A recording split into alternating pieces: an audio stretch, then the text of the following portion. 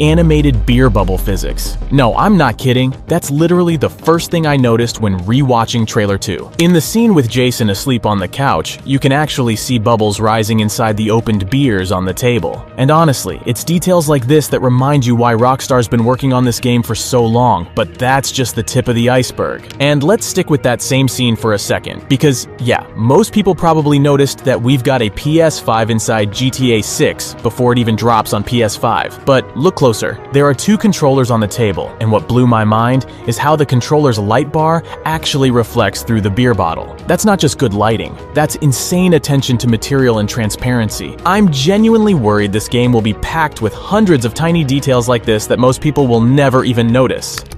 Now jump to the scene where Jason is bench pressing at the beach gym and check out the weight plates. They actually rotate slightly as he lifts. Like, what? That's such a tiny throwaway detail, and it's wild that Rockstar thought of something that small. I mean, they could have easily locked the weights in place and nobody would have said a thing. But nope, they animated the slight spin. And once again, that's the kind of obsession with realism we're dealing with here.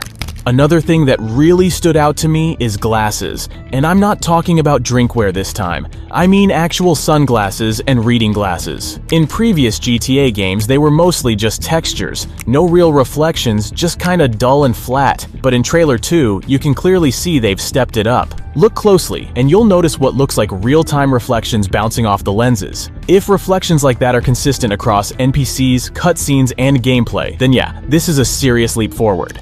Same goes for car mirrors. We already saw a glimpse of this in Trailer 1. In one of the scenes, there was a clear reflection showing in the side mirror. But now, in Trailer 2, we get multiple scenes confirming it wasn't just a one-off. The reflections are there, they're sharp, and they're dynamic. So, finally, car mirrors are doing what they're supposed to do, reflecting the actual world behind you. It's the kind of thing that sounds basic, but in open-world games, it's pretty rare. Rockstar's clearly pushing the Rage engine further than ever. Next up, liquid animation.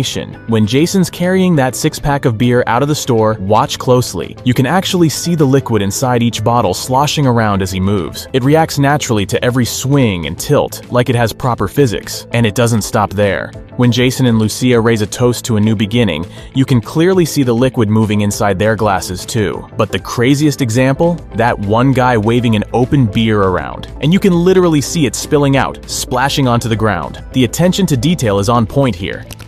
And speaking of attention to detail, the environment reflections in this game are absolutely insane. In one of the scenes where Jason's passed out on the couch, you can actually see the TV screen reflecting not just on the glass picture frame to the left, but also on the surface of the table. It's subtle, but once you notice it, you realize just how far Rockstar has pushed their engine. These aren't just baked-in reflections either. They look dynamic in real time, so they went all in with ray-traced reflections this time around. The first-person driving animations look seriously leveled up. As far as I remember, we already had characters subtly vibing to the music in GTA 5, but here in 6, it looks even more refined. There's that gameplay-looking scene where Jason's tapping his finger to the beat on the steering wheel, and it feels so fluid and natural, like you're watching a real person zone out to their favorite track. Makes me think we'll see more of these kinds of small, unscripted moments during gameplay, not just static hands on the wheel. Let's talk hair, because GTA 6 might be going full Red Dead 2 levels here, or even beyond. Jason is shown with different beard and hair lengths throughout the trailer, from short stubble to a full beard, and clean cut to slicked back styles. That strongly suggests we're getting a dynamic hair growth system, not just preset haircuts. And it's not just about styles, the hair physics look unreal. In the prison scene where Lucia gets out, her hair looks incredibly detailed and lifelike. I'm honestly curious how long her hair can get. If there's an option to max it out, I'm going for it, just to watch the physics in action. You can already see how insane it gets in that explosion scene with the destroyed bus. Her hair's getting whipped around by the wind like it's being hit by a real blast. And since we're on that bus scene, let's talk about how insane the vehicle destruction looks. Look closely at the foreground. You've got shattered glass everywhere, broken shards laying across the rear, a whole metal panel ripped off, and even exposed wires dangling out. That's next level detail. I really hope this isn't just a scripted mission cutscene and that we'll actually get destruction like this during gameplay. I'm not saying we need BeamNG drive level physics. That would be overkill and probably kill performance. But if vehicles in GTA 6 can visually fall apart with more depth than in 5, like panels ripping or parts getting shredded, that'd be a massive upgrade. Now, let's get into body variation and the possible return of gym mechanics. In that beach scene we mentioned earlier, Jason's benching 270 pounds like it's nothing, and Lucia's throwing kicks in what looks like an underground fighting club. All signs are pointing to the return of the muscle-fat stamina system from San Andreas, but probably way more advanced this time. Some people are already speculating that Jason and Lucia's physiques actually change throughout the trailer, but honestly, it's hard to say for sure, since their outfits vary a lot and can mess with how their bodies look. But still, the fact that Rockstar's showing this kind of physical activity on screen makes it feel very likely we'll be able to bulk up or slim down based on how we play. Another detail worth pointing out, Lucia's wearing an ankle monitor in every single scene she appears in. That could mean she's on parole or house arrest early in the story, and it might actually limit her freedom at the start of the game. Kinda like how earlier GTA games used to lock off parts of the map until you progressed far enough. Maybe with Lucia, you'll have mission or movement restrictions for a while, but Jason, being free, could still explore Leonida without limits. It's a cool mechanic if they actually go through with it, especially if it creates a bit of contrast in how the two characters experience the open world. And let's talk drive-bys, because they've clearly been upgraded. In one scene, Jason leans out of the car window while using his weapon. It looks so much smoother and more cinematic compared to GTA 5's pretty basic side-shooting animation. Funny enough, this actually feels like a throwback to GTA 4, which had similar leaning animations during shootouts. It's nice to see Rockstar bringing that back, but this time with way more polish, and hopefully this isn't just for cutscenes.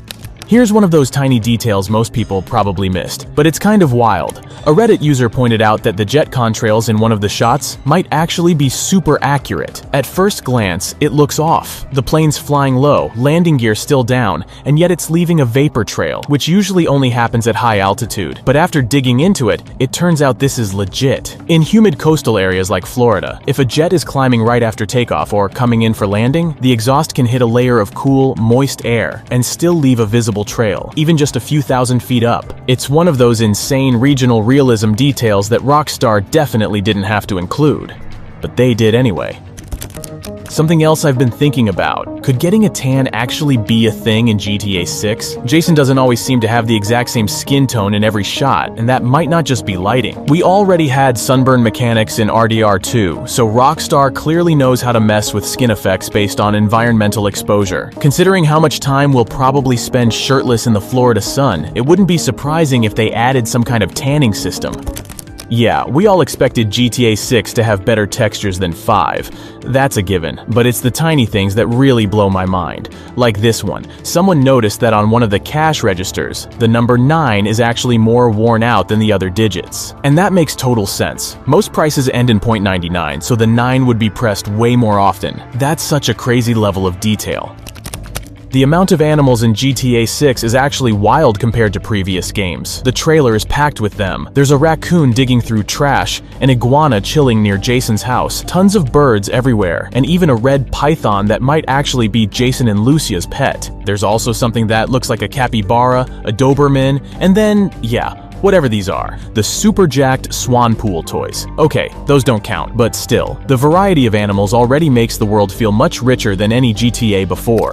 Now on the flip side, if you were expecting every single building to be enterable in GTA 6, yeah, that's probably not gonna happen, at least not based on what we saw in Trailer 2. I noticed a few spots using parallax interiors. Those are fake 3D illusions that make it look like there's depth behind windows, but it's really just a flat texture reacting to the camera angle. It's a trick we've seen in games before. I'm not saying that's a bad thing. We'll likely still get tons of real interiors to explore, but definitely not every building is going to be open.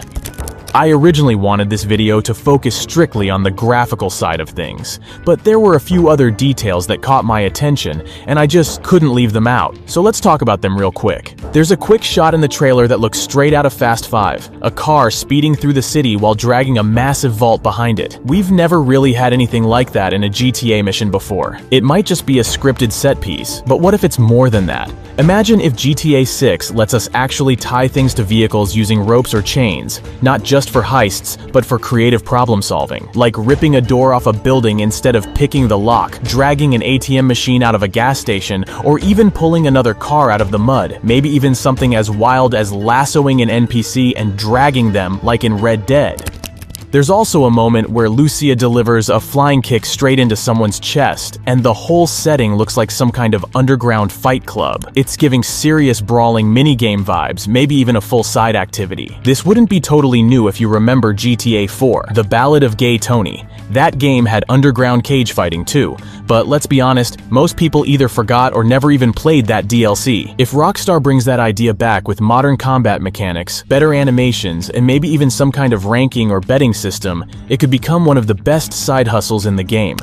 Something that really stands out in Trailer 2 is how much social media seems to be woven into the world. You've got scenes where characters are filming themselves, others going viral, even what looks like live streams during chaos. It feels like your actions might not just catch the attention of the cops, but also the internet. That could open up a whole new system. Maybe the more you go viral, the more heat you attract, or maybe it affects your notoriety, unlocks, or mission paths. It's definitely something we've never seen in a GTA game before, and it fits perfectly with the modern-day setting. Another subtle but exciting detail, both Lucia and Jason are seen wearing what looks like iFruit-branded AirPods. Lucia wears them in one of the official screenshots, and Jason's rocking a pair while bench pressing on the beach. This could finally mean we'll be able to listen to the radio outside of vehicles, similar to how it worked in Watch Dogs. Michael had earbuds in one of the GTA 5 missions too, but we couldn't actually use them in gameplay. It was just a one-time thing for that cutscene. Hopefully this time Rockstar goes all in. Being able to vibe to your favorite station while walking around Leonida would be such a vibe. In the final shot of the trailer, when Lucia and Jason are driving off in their red Tulip against the sunset, take a close look at the passenger side door. It has a completely different color than the rest of the car. In Trailer 1, that same car had matching doors, so this might be a hint at something deeper. Could we be getting panel swapping or more detailed respray options? Maybe even damage-specific repairs, where you only fix or repaint certain parts instead of the whole car. Vehicle details in GTA 6 are on another level. Just look at the tire tread. In one shot, you've got this insanely detailed all-terrain pattern, and in another, a completely different off-road variant, and a hitch ornament attached. It's the kind of stuff that shows they're not just reusing same variants of vehicles anymore. And then there's the red Benz. With its oversized rims, it looks like you'll be able to donk out almost any car, maybe with Midnight Club-level rim size options. But it's not just the cars that are evolving. Even the safe house Jason's staying in seems to change over time. One shot has a makeshift curtain, basically just a sheet, while another shows a proper window blind installed. Tools are rearranged, a paint roller leans against the wall, and there's even protective cardboard laid down on the floor near the door, something that wasn't there when Jason first enters the place. I just hope this isn't some scripted story progression and that we'll actually get to customize and upgrade our apartments the way we want. So what do you think? Did Rockstar actually cook this time? Is this level of improvement over GTA 5 enough to blow your mind, or is there something you still think they're missing? And if you spotted any tiny details I didn't cover today, drop them in the comments down below.